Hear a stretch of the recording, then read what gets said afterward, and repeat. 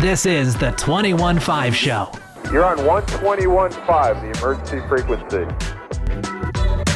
Whether you're a professional pilot or want to be one, you're in the right place. Let's get started.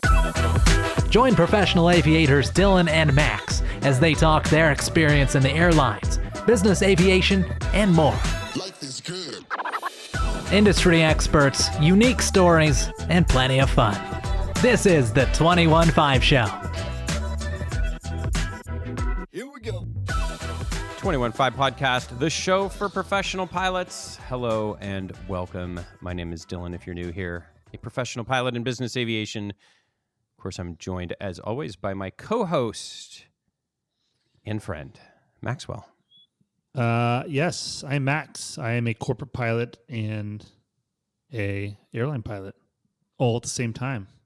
He does it all, plus a professional vacationer, Max. We'll have to talk about that later. Speaking of international operations. Great show for folks today. We had Greg from Advanced Aircrew Academy join us to talk all things international ops, get us caught up on the latest. I did not know this, Max. You brought this up to me and said oceanic clearances are gone. So I was like, what? Sort of, it turns out. Yeah, we'll learn more from Greg.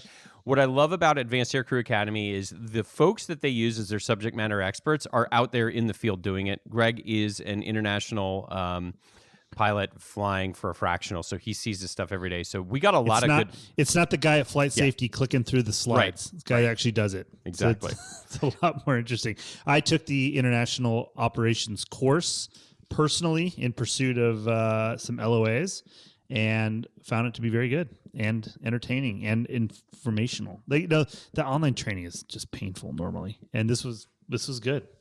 I mean, I'm not going to say I was on the edge of my seat, like, watching Alex Honnold climb Half Dome with no ropes, but it was good. A lot of tension. You were comfortable. You weren't asleep in your seat, though. That's the key, right? No, right. They did I'm going to be doing flight safety's live distance learning program. Yeah. Soon.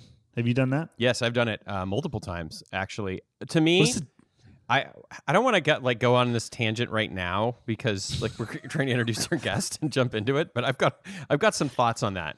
In general, pretty positive. But good. Yeah. Well, you mean just beyond the fact that you're sitting in your house, which is incredible. But do we really want to discuss this right now? I guess not. Sorry, I'm sorry I brought it. No. My point is, you're right. Let's not dilute the. Let's steal Greg's thunder. He does a great job. You're going to enjoy this. And even if you're not crossing the ocean, like me, I don't cross the ocean. We talk a lot about Mexico ops, Canada ops, just general pitfalls that folks are seeing. So there's something in this for everybody. I think you're going to enjoy it. Let's jump right into our discussion with Greg at Advanced Aircrew Academy.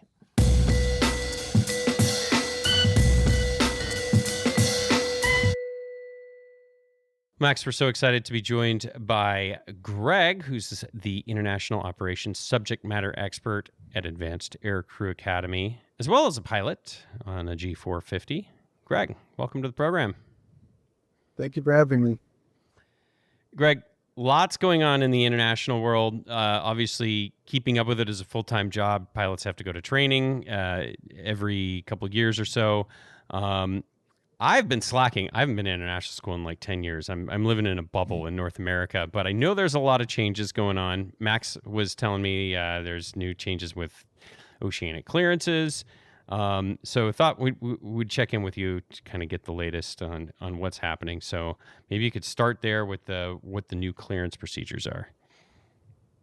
Well, the clearance procedures, how you look at it depends on whether you're a glass half full kind of person or a glass half empty. There's good news, bad news. Start with the good news. The good news is you do not have to get an oceanic clearance. Your domestic clearance is going to be handled similar to if you were departing America for Hawaii. That is your oceanic clearance. The bad news is, instead of calling it an oceanic clearance, they're now calling it the RCL process. And you do essentially the exact same thing you would have done if you get an oceanic clearance.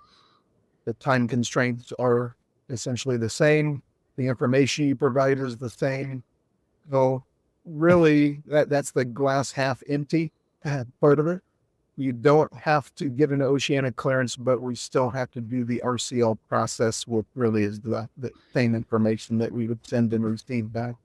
So are the menus going to change in CPDLC to do that, or how does that work? No, that's why they're just calling it the RCL process right now. It is the request for clearance is what it was previously known as, but now it is called the RCL process. Oh, so okay. That's why why they call it that. So, but you still have to do the same thing, push the same buttons and same buttons.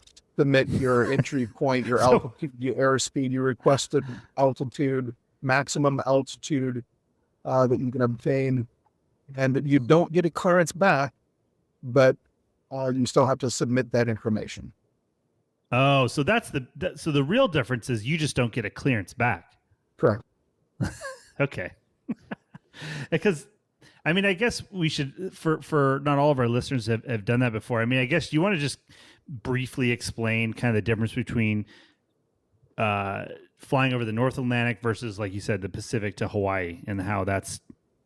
Yeah, if you fly from U.S. to Hawaii and you're used to the domestic procedures, most everything is going to be identical. You get your clearance on the ground, you take off. The differences would be that you have to,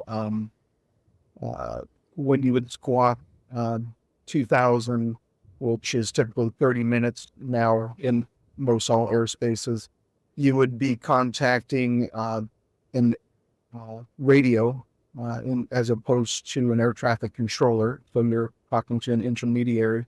But really going across the Pacific is very similar to flying a domestic flight. Previously, going over the North Atlantic, as I said, you had constraints where you would have to obtain your clearance before your coast out point. And typically it was anywhere like 30 to 90 minutes, depending upon the fur that you're going to be going into. And now, again, the time constraints are the same, but you're not truly getting a clearance as you approach that coast out point and head out over the ocean. But most all procedures then, for those of us that have been doing it, are going to be still very familiar. All right. So it's not really getting easier. I was hoping it was getting easier. I'm going back to international school soon. I was like, great. We don't have to do any of this. I know. I was like, wow, you don't have any time. Like, I figured they would just turn you over on CPDLC, and you just be like, oh, yeah, here I am. Off you go. Just coast out and do your thing. But everybody had that same reaction. I had that same reaction. We don't have to get oceanic clearance going out over the mat. Oh, that's fantastic. And then we start reading the details and watching the videos, and you're like, wait, we're still doing the same thing. Because that's the thing about Hawaii is like you were saying, it's very similar to domestic. You just reported that you've made radio contact with San Francisco radio, and then you just keep cruising. And there's routes. There's you're generally not typing in a bunch of lat long and things like that on random or random routing and stuff. It's just it's an airway, and so it's simple. Yeah, the North Atlantic being the busiest oceanic airspace, the reason for obtaining that clearance and now the RCL process when we provide the same information is because they're having to move the pieces of the puzzle around to allow that many aircraft to fly in that airspace. And so they just need to basically know you're coming and give you a different plan if that's what's going to happen at your coast out point, which the last couple of crossings I've done, they have changed our route. So it's not uncommon. Well, just be glad you're not copying it over HF anymore. I came into the crossing the North Atlantic at the right time when CPDLC and, doing everything electronically communication wise was happening. And I just thought, my dad flew for Pan American back in the days, and we talked a little bit about what he had to do, talking over the HF radio, monitoring that all the time. And I can imagine back in the day when cell call became an option. People are like, oh, I don't have to I listen can to that imagine. anymore. Well, your dad was probably used to listening to the AN range, for the tone to come together on the airway. So, Well, I can't imagine. Wow. Yeah. I got one reroute off an HF on my very first crossing, and it was a full like random route, so you had to do the whole thing like right as you're coasting out. So I did get one experience at least. So I don't know how much credit I get for that later on, but dude, that's a good thing that HF is now in a backup position. I crossed the North Atlantic one time, and the interference was so bad. The solar interference was so bad. We literally never talked to anybody except for a VHF. Barely made VHF going midway over off of like Greenland or something. There was like you can barely get into somewhere, and like that was it. It was just so CPDLC is a welcome change. And we all 135 operators had lost their CPDLC authorization while the FAA was doing a reorganization of how they issued that authorization. And so everybody had to step backwards and start doing the radio calls, the position reports and everything. And we relearned it, it's good. First few times was pretty horrible. You appreciate what you have, though. It's good. Yeah, it's exactly that. It's good. It's just kind of like commuting as an airline pilot. You don't really appreciate living in base until you're forced to commute again once in a while. You're like, wow. I remember how terrible this is. I didn't need that lesson to appreciate it. I appreciated it when I thought about what everybody else had to do in the past. So that's true. Oh man.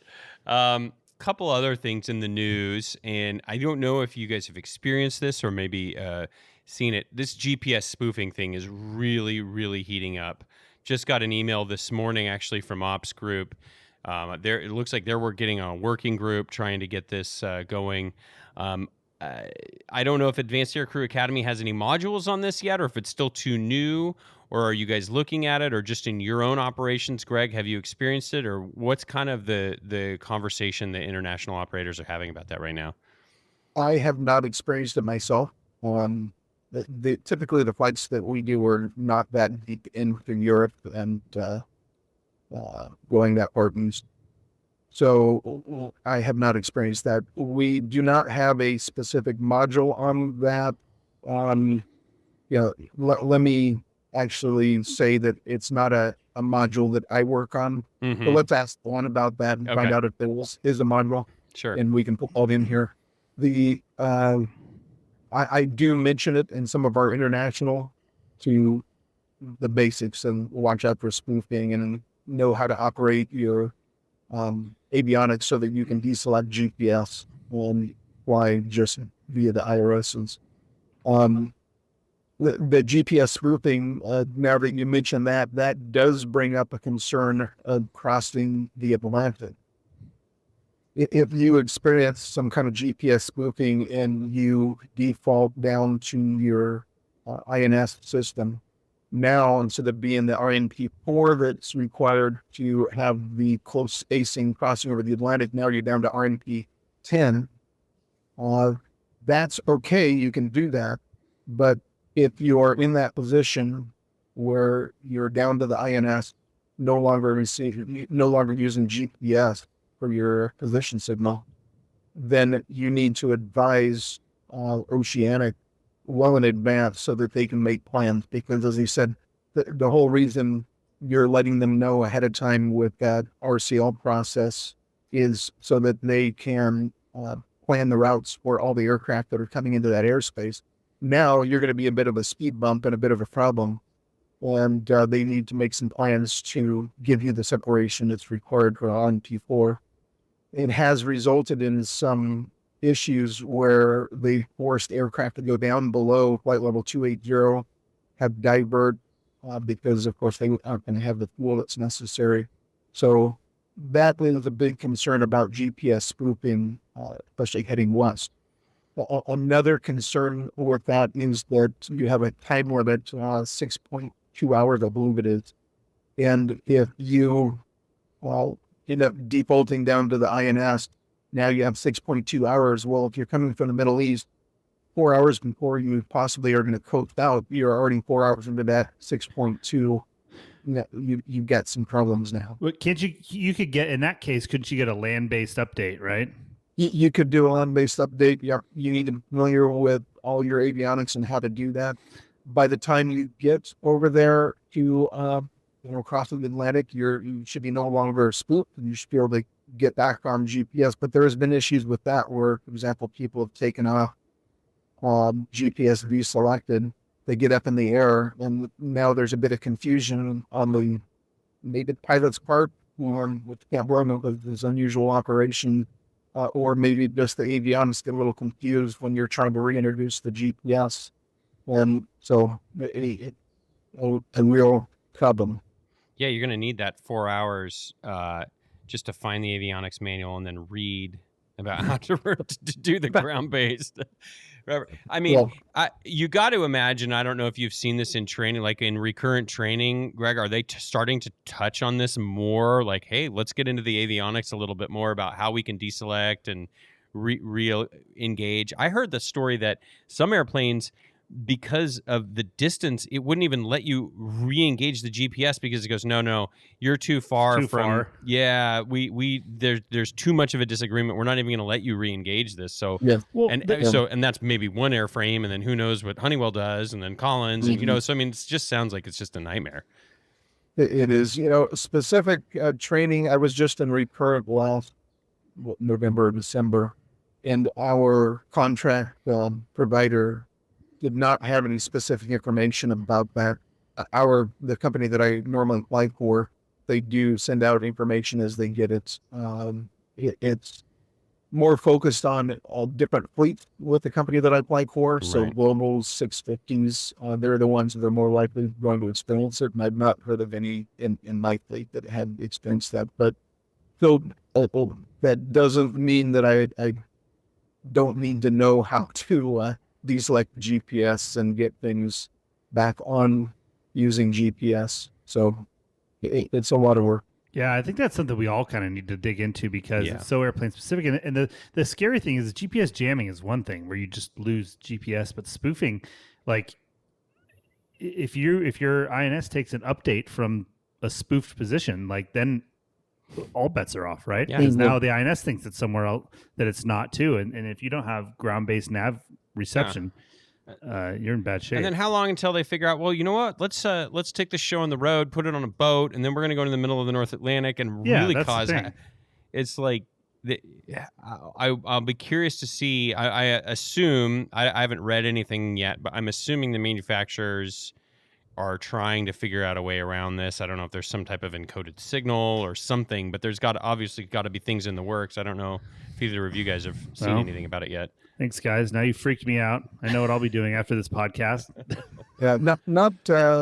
I can't say it was a specific Honeywell or Collins that was working on it, but I did read an article about a GPS signal that was encoded, and I cannot remember what avionics or navigation system it was, but it is possible, and it's very surprising to me that somebody had not previously thought of this. With all the cybersecurity and all the problems, that's a pretty big gaping hole, and I would assume that yes, they're going to be working on some kind of, encoded way for us to receive a GPS signal, and then less likely that anybody can hack that. Well, the good news is it'll be quick, super cheap, and I would imagine they'll be able to roll out the updates in just a week or two. So exactly, yeah, and it'll work perfect off the shelf. Yeah, exactly. It kind of reminds me of the 5G interference thing with all the radar altimeters and like, oh, well, this airplane, you got to do that. I mean, it's just like it's never ending. So, yes. Oh man. Well, if folks want to get involved, we'll post a link to the OpsGroup working group that is getting going, and their email made it sound real serious. Like, none of us are really operating in the theaters, I think, where it's a big problem, but I think for those that are, I mean, you could really see like how a catastrophe could be the risk is definitely increased. So And that is the thought, is that it's only a matter of time before Yeah. something very bad happens. Yeah. And yeah, the ops group is taking it very seriously. Well, a lot of people are taking it very seriously, but and I have no affiliation with ops group other than being a member, and they're great, great information. So I would highly recommend, if anybody wants to keep up on all the current issues, with the join ops group. And even the free information that they send out, the little blog posts that they do, have great information. And Absolutely. I wanted to get back to one last topic on crossings, and again, this is mostly just because I'm ignorant and haven't done it recently. I know. I mean, I learned with the plotting on the pencil and the plotting chart and doing a lot of that. I know that that has kind of gone away, and we've got some integrated apps where most folks are doing a lot of that. How does that work now? Would you say most operators now are doing it all electronically? Has there been some real kind of benchmarks or procedures developed to be able to do it with just like flight deck or ForeFlight? Or can you talk a little bit about how that works now? ForeFlight is definitely coming up with some functions in their app to make that very easy. So they have set that up, and if any Part 91 operator, in my opinion, it would be crazy not to use it. Part 135 operators have to get approval from their POI to do such electronic plotting. The company that I work for is working towards that, but they're taking cautious steps, and our process is still to put it on paper. But that doesn't mean that we cannot do paper and also play around with ForeFlight as a backup and have, just a second copy in our back pocket. So I see a lot of pilots doing that for sure. But yes, I would say that if the pilots have anything to say about it, they're pushing to get to that electronic plotting as soon as possible. Right. It's a good thing and it's a bad thing. In my opinion, the plotting is on paper and filling out the air rep form and all that is a pain, but it also keeps you engaged. It keeps you physically doing something when you've just come from a time zone that's 10 hours difference from home, and you're just a part of that 1 a.m. home time, and now you're flying 7 hours back to the States. So I kind of enjoy it in that sense, that it keeps me engaged and keeps me going. That's something for pilots to think about. But as far as the GPS plotting, and we were talking about spoofing, to throw that in there, as far as I'm aware, the GPS signal on an iPad, iPhone, whatever, I believe is it can be spoofed also. So that possibly a concern. It may be doing the plotting for you, but it's using a GPS signal. So if there's any kind of thing happening there, then that plotting just may not be accurate or may not be happening at all. That makes sense. This is why we can't have nice things, I guess. Okay, one other question here. Again, I've been ignorant for a while, but SAFA inspections, I remember, were a big deal a while ago. People would craft these binders, and you'd try and stay one step ahead of the inspectors.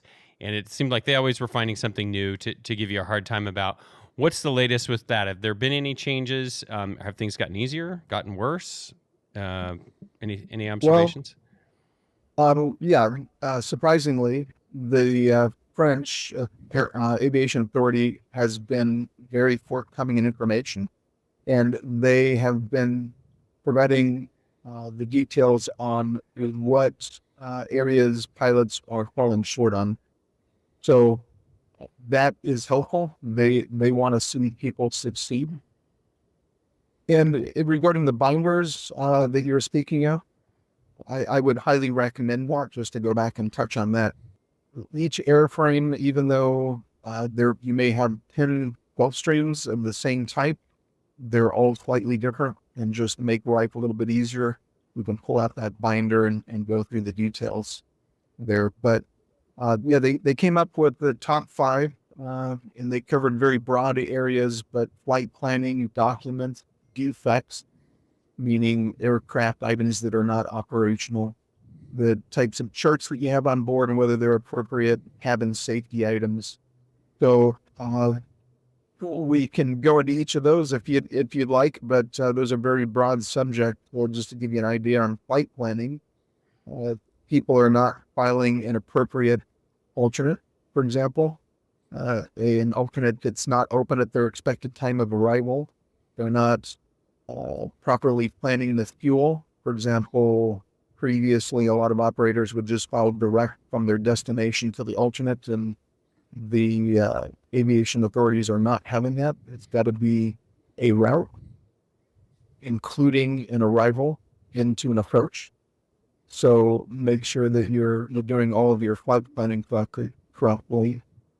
Aircraft, regarding the documents, there are pilots showing up and they do not have proper dangerous goods listed that are on the aircraft. They don't have procedures for fuel checks, and no instructions for challenging airports. They want to see that if you're going to go into, say, a mountainous airport, that you have some kind of details on how you can operate there.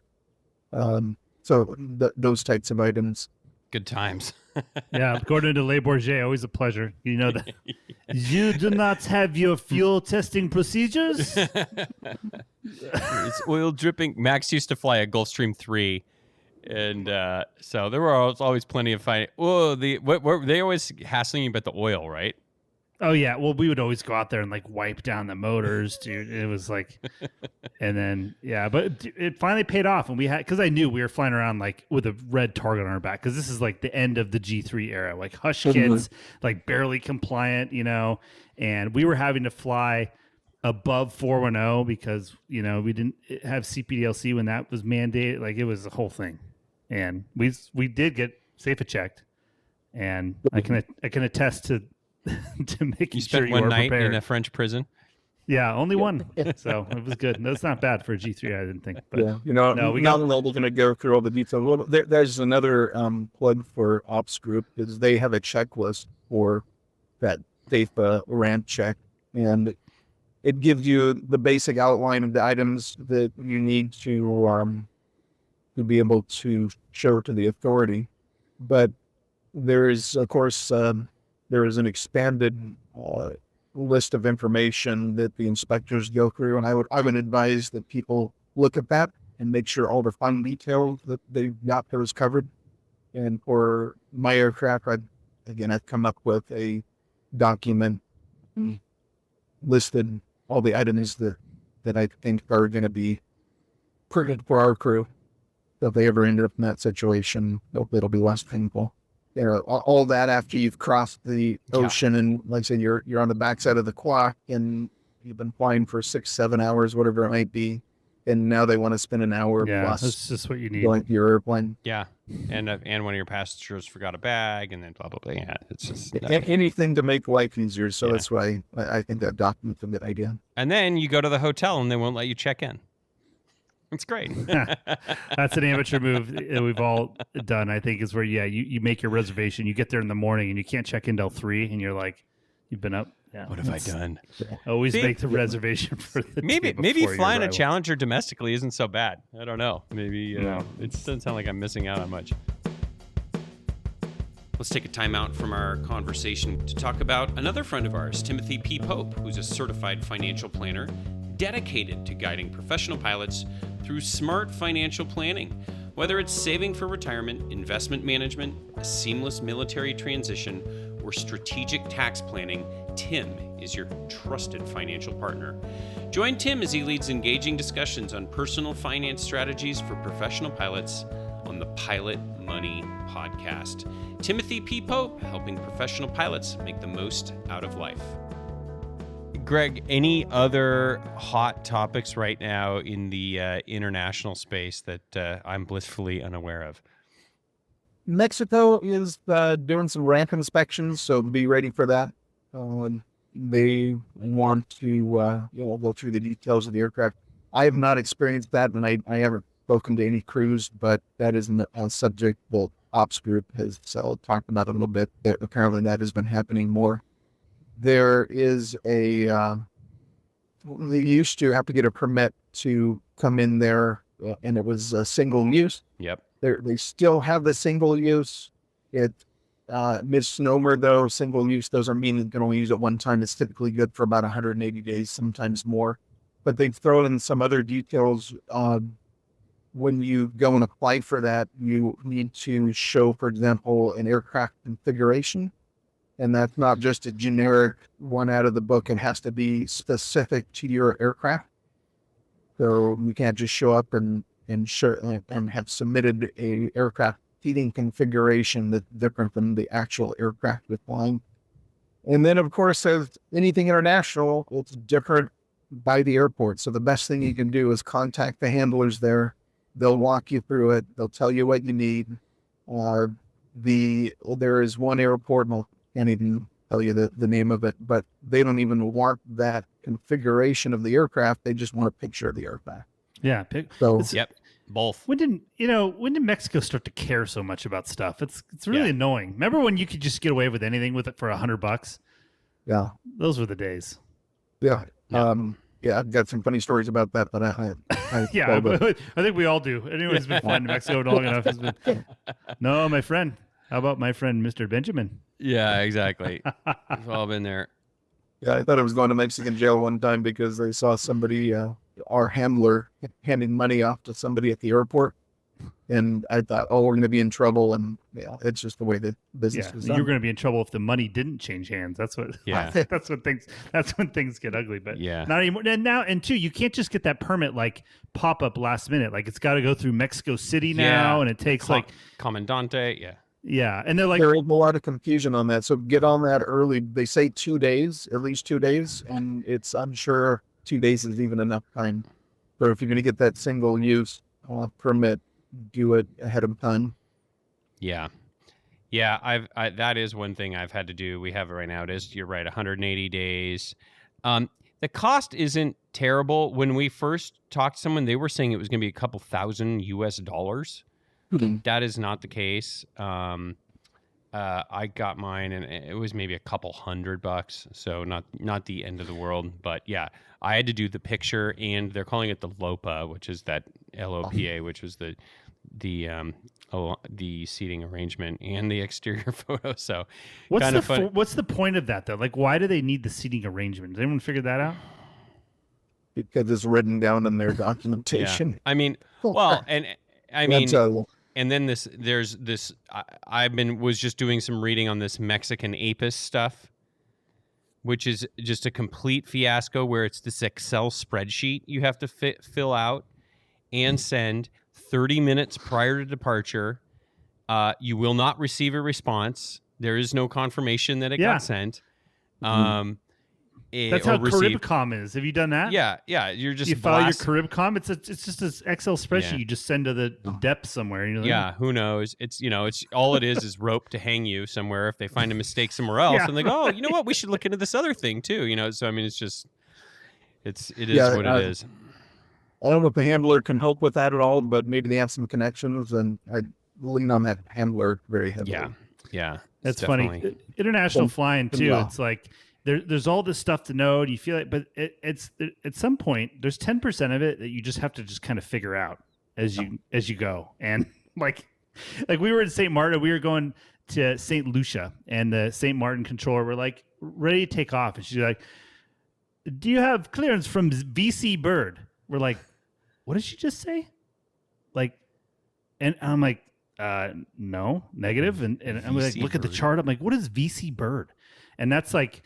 I don't remember what islands control is like through their airspace. And I'm like, no, basically I'm like, I don't have that. Can you get that for me? She's like, oh yeah. Stand by.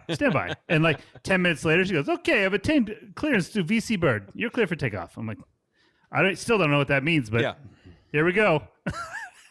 We're going to get an angry email from VC Contact Bird. VC Bird, and we're in there for 15 or 20 minutes, and everything seemed to be fine. And the guy I'm flying with, he's like, "What is this?" I'm like, "Dude, just roll with it. Sometimes you just got to figure it out." And you're going to get an invoice from VC Bird in another 6 2 months years. Later for $2,000. Oh, yeah. No, the procedures are always different everywhere you go. We go to Europe, and the ICAO procedures are considerably different. But then each airport, when you read the notes because they're always different than even ICAO, what ICAO is doing. They have their own procedures. And even when you read it all, it's still very confusing at times. It's always good to come home, right? Yeah. It's so nice when you just land, you just pull up to an FBO and you get out and there's no vest and yellow line. You have to stay Great. inside and someone knows got to drive you halfway across the airport to get to somewhere you can take a leak. It's just you're just like ice. You want ice? That's gonna be expensive. That's I don't know. gonna be a problem. Yeah. What about Canada? We're going to Canada. I haven't been there in a while. Anything new I need to know, or can I still just call the Greg, can we have homeboy your and phone it just number? gives me Is there any- it just gives Can we me sell a number to write down, and you're good. Canada, no, nothing horribly different up there. Still that 2-hour call. Got to be by the PAC, and so a little bit of confusion. Well, nothing new, but make sure you understand how CanPass works. The confusion there is that people are calling that CanPass number, the spelling out CanPass into the phone number. And that doesn't mean you're actually using the CanPass process. Of course not. Yeah. So the CanPass process is where you're pre-approved. You could say go to a designated airport where CanPass is allowed. You can land, you park. Once your scheduled arrival time has passed and nobody has shown up, you can go. All right. Without even calling? Without even calling. But what we're used to are for 135, for example, we'll go there, we'll park, we'll make the phone call to CanPass. They'll give us a number, and we'll get cleared, or they'll meet us at the aircraft. Yeah, it's probably always safe to just call. That's kind of what That would be the safest thing. I agree. I'd feel kind of weird, like, well, I guess no one showed up. Guess we're free to go. We're good. No, there is a lot of confusion there about what actual CanPass is, and people believe that because they call the phone number that they're using CanPass. But everybody can call that number. Anybody that doesn't have a CanPass authorization can call that number, or will call that. All right. Okay. Wow. Stick domestic. Write that down. It's exhausting. I was switching to the King Air. I'm going back. I'll tell you, this international flying much less complicated at the airlines. Yeah. I hear. Yeah. That's right. Yeah, I would say probably is, yeah. All right. Anything else, Greg? No, nothing I can think of. Okay. We will get All you out right. on this. Did you have something, Max? No, I'm just going to say, Greg, please do not hesitate to call Greg if anything pops up that changes that you think people need to be aware of. That's right. That's good. Do you have any stories, any interesting experiences on international flight maybe that might be interesting to the listeners? Well, I'll give you one that my dad told me. As I said, he flew for Pan American, and he was back in the day when you didn't have GPS. They just used INS going across the ocean, no CPDLC, all that. So he said that they found on the 707s that they were flying, they found some mysterious dents on the aircraft. And I can't tell you where they were and on the outside of the aircraft, but they couldn't figure out where they were coming from. Well, the aircraft had a suction port that they would use, of course, in an emergency. And one of the bright pilots there thought it was really cool to do a trick when he had a dead D-cell battery. He would open up the suction port while they're at cruise altitude and say, hey, watch this. And he would let the D-cell get sucked out and go bang, bang, bang down the aircraft and hit whatever. And he thought that they'd just go floating away and nothing happens while they're damaging the aircraft. So that was pretty funny. Well, what it brings to mind, if anybody remembers the old, I think it was Twilight Zone, where the Captain Kirk actor was in an aircraft and he kept singing Gremlin on the wing. Are you guys old enough to remember that? Yep. Yeah. So he kept looking out, singing Gremlin, tearing the engine apart. And he would tell somebody and the gremlin wouldn't be there. Nobody was believing him. Well, you imagine you're sitting there in a D-cell battery flying by the window. Your eyes, you can pick up something moving 500 miles an hour and your brain can capture it. And then you're trying to tell somebody that you just saw a D-cell battery over the Atlantic Ocean go flying by the window. So did your dad, what airplanes did he fly at Pan Am? He was in this 707, 747 as first officer. He went to the 737 in one of the Airbus variants of the Calfee. I always figured so was that like during the 70s then, probably, right? He was an airline I feel like that was like the pinnacle of being an airline pilot, was to be a Pan American captain in the 70s. Yeah. It was a different world, Mike. And I remember we used to go on trips, and there was no going in your flip-flops and pajamas. Everybody dressed up, and it wasn't just us because we were representing the company. It was everybody in the aircraft. You would have multiple courses of food go down the aisle. They slice you out a roast beef, that sort of thing. Just very luxurious. Nothing like what you see today. Man, yeah. It's a different world. We're actually reading. I don't know if you've ever heard of this book, Greg. It's called Hard Landing. Have you ever heard of that? I have not heard of it. Fascinating book for you to check out. But it's basically talks about the airline industry. It was written by Thomas Petzinger Jr., who's I think it's Wall Street Journal journalist. And so he goes through and talks about like the start of the airline industry, and then covers Pan Am, and then goes kind of all the way through deregulation is basically what they follow. But really interesting stuff about Pan Am. So you might enjoy that book. But really talks about all the routes and all the other kind of stuff. But it's a pretty interesting world. And the other thing Max and I have always talked about, what was it like for the guy at Pan Am that started on the Clipper that might have ended his career on a 747? Like, can you imagine like a piston or like a flying boat, and then yeah, and you're all the way there? The stories you must have. I was just talking about my mom. She was born in 32, and all the changes, things she's seen in aviation, space flight and all this, and it's just amazing, all the advancements in technology. So my dad, I wish I could talk to him about it. He passed away about 28 years ago. And so it would be really interesting to tell him what we're doing now and how things have changed. And Dad, we still have to get the RCL. It's still an RCL, Dad. Yeah. He'd laugh at us with RCL process, and GPS, autopilot, all this stuff. Spoofing, can you believe it? What do you actually do then? Like, you don't even have a chart out? Go up with the fireworks when you heard that there's no longer going to be a clearance, and then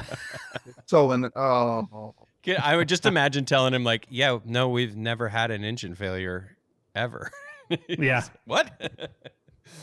Oh man. No, we don't have a chart out or anything. Yeah. We don't really tune anything. I mean, Oh man. Well, the ultimate disappointment would definitely be the in-flight meals. So it's probably better. He doesn't have to witness that. Put him on a Spirit Airlines flight. They would just, what just happened? Oh man. Well, I think it's a good place to end it, Greg. I know I learned a lot, and I just am impressed with your knowledge, and I appreciate you sharing for us. To get us out of here, can you talk a little bit about a couple of the modules that you do work on at Advanced Aircrew Academy? Where are your areas of responsibility, and what if folks want to learn more? What modules can they check out? Well, I have about 11 modules, actually a little bit more than that now, that I'm responsible for. And they're directed towards international operations for both 91 and 135 operators. They cover region and subjects. For example, we have one in RVSM, worldwide RVSM. So that covers everywhere, since RVSM now is worldwide. But we also have North Atlantic, Pacific, Latin America. So covering specific regions and the highlight details of those areas that you need to be aware of. As I said, the big thing is reading the notes, because we have standards in the U.S., we have standards with ICAO, but every place is different. So we touch on all of the highlights and give you the base knowledge of what we need to operate in those regions. And then you can build upon that by doing your own research. Very good. We'll have a link, aircrewacademy.com, in the show notes. You can visit the website to check out all of the offerings they have for professional pilots. Greg, it has been a pleasure to speak with you. We look forward to the next exciting international update with you. All right. Thank you for having me. Yeah. Thanks, Greg. Absolutely.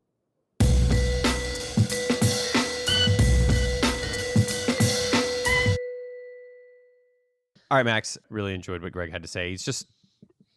I love when a subject matter expert can really communicate it and break things down into an operational level. Yeah. Well, it gives you the confidence. Like me, I haven't crossed the North Atlantic in a minute. And so there's going to be a time soon where we just blast off and you're just like, well, I read about this stuff, but it's really nice to talk to somebody who's physically done it. And then you're like, it just gives you the warm fuzzies. One less thing to worry about. Absolutely. So thanks to Greg for his time, and folks have any other questions for him, let us know. We'll have his contact info in the show notes so that you can pick his brain if needed. Okay, I'm going to give you my rant on this distance since we talked about distance learning. Because I've done the online recurrent. I have a couple thoughts to share with you. One, I would do this on an airplane that you're fairly familiar with. So probably do. Well, so not for your first recurrent? Probably not. I mean, it could be okay. Just depends. A lot of it depends on who you get. It's great to have it in your house. Sounds like in-person learning. Yeah, it's kind of. It does. Wait, hold on, Dylan. So are you saying it depends a lot on the instructor? Yes. Yeah. Okay. All right. My other comment is that. You're lucky I don't have the soundboard in front of me. I'd be hitting the breaking news. Yeah. Yeah, exactly. Time zones. Pay attention to the time zones. A lot of them, because they have worldwide people tuning in, they were doing ours with I remember, I think I signed in at 5 a.m. West Coast time to start, because it's starting at 8 a.m. East Coast. Now, we were done at 1 o'clock or something, so that was cool. But if you're going to sign up for that, that's a good question to ask. How far in advance do they give you the time? That would be a good question to ask. God, if I could hammer that out on an airline trip, that would be sick. What could go wrong? Yeah. Your schedule never changes when you're on an airline trip. I know. Well, okay, but this gets me back to my point. To my rant that I want to go. The best part is though to reschedule live the distance learning. It's a couple clicks of the button. Here's the thing. This gets back to what you're saying earlier. We all know in this industry, a lot depends on the teacher that you get, right? Some people know the airplane for a long time. Other people don't. Why don't we just take the best instructor, have him or her record every segment? It's 50 minutes of them lecturing on the hydraulic system. Then the last 10 minutes is the live discussion with whoever's running the program. Plus, you get to talk to the other operators.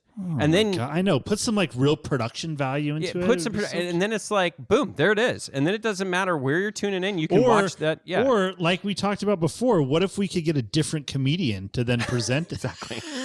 The AI comedian. And now Jerry Seinfeld will be explaining the hydraulic system. What's the deal with auto brakes? Why are there so many pumps? Yeah. There's electric. There's engine driven. Yeah. There's even a rat. Yeah. Don't get me started. Don't get us started on this. I mean, yeah, but that honestly, Jim teaches the hydraulic system the best. Let's have him do that video. Susan knows the pneumatic system the best. Let's have her, what? And Chris Rock on the electrical system. What are you gonna do if you lose a generator? That's right, Dylan. You're going to start the APU. Yeah. I mean, seriously, though, to me, that's where live learning should go, if you're listening. Simulator providers. So you're doing this soon, though, right? Yeah. October, not that soon. I want to put up a poll. This would be fun, interactive for our listeners. Let's put up a poll with some different wardrobe options for Max that he has to wear on the webcam. Now, while he's what is the policy on the post-lunch nap that I generally get caught up with at Flight Safety Ground School? I'll tell you what's cool is, at least on mine, when you take your break, it's like a 15-minute break. And all right, just sign back in 15 minutes. And you can be fairly productive in that 15 minutes at your house. Yeah. So, are you on camera? Yeah. I think you have to be. Can you see the other students? Yeah, that's what I'm saying. It'd be fun to put a poll up and have our listeners pick your outfit. Yeah, you can Was see anybody everybody. like doing anything weird? Were they like laying in bed or anything like totally just It's in the pool. yeah? That would be the Go best. ahead. Oh my Is god. anybody drinking while the class was going on? Anybody have a beer? Aye. Didn't see that, but I wasn't looking for it. So I don't know. We've gone way off the rails here, but What do you mean it's training? We're talking Yeah. about training. we're talking about training. Okay, that's good. Come on, stay with me. All right. All right, sounds good. We've done it all. We've done it all. Thanks so much to Advanced Aircrew Academy for their longtime sponsorship and their knowledge that they are willing to share with listeners. And thanks to Greg for joining us. Max, thanks to you for returning from your travels to be able to tune in today. We're excited to have you back.